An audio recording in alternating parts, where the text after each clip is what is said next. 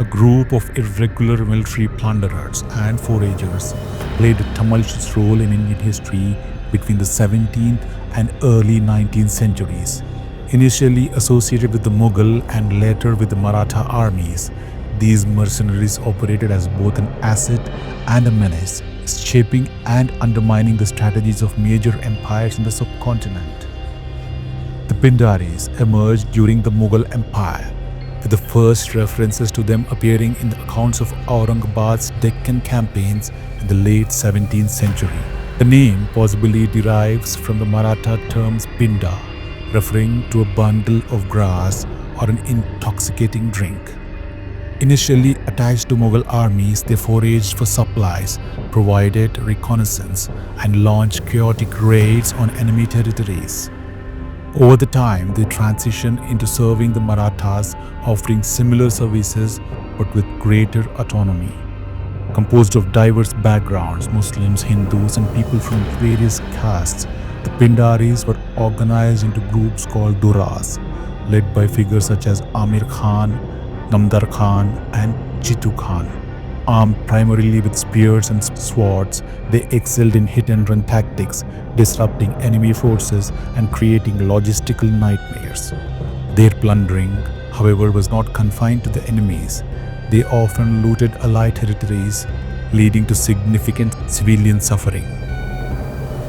During Maratha-Mughal conflicts, the Pindaris became a cornerstone for Maratha war strategy. Leaders like Chhatrapati Shivaji regulated their actions to target enemy territories, bolstering the Maratha resources.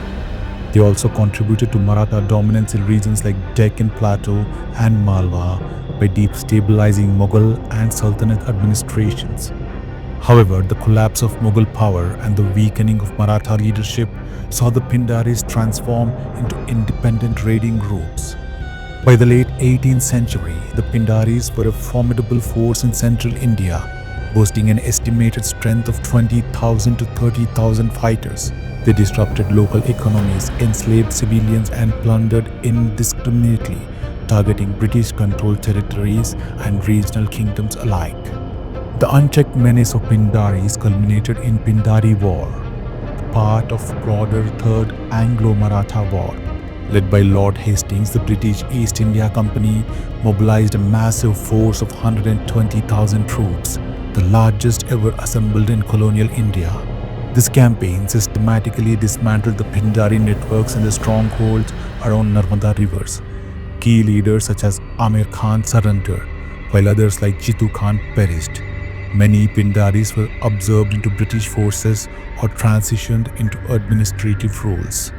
The Pindaris epitomized a volatile era in India's transition from fragmented regional powers to British colonial dominance. While they contributed significantly to Maratha's success, their lawlessness eventually hastened the downfall of the very regimes they supported. The Pindari War marked an end of their influence, but their legacy remains as a stark reminder of complexities of India's pre-colonial warfare and devastating impact of mercenary forces on civilian life.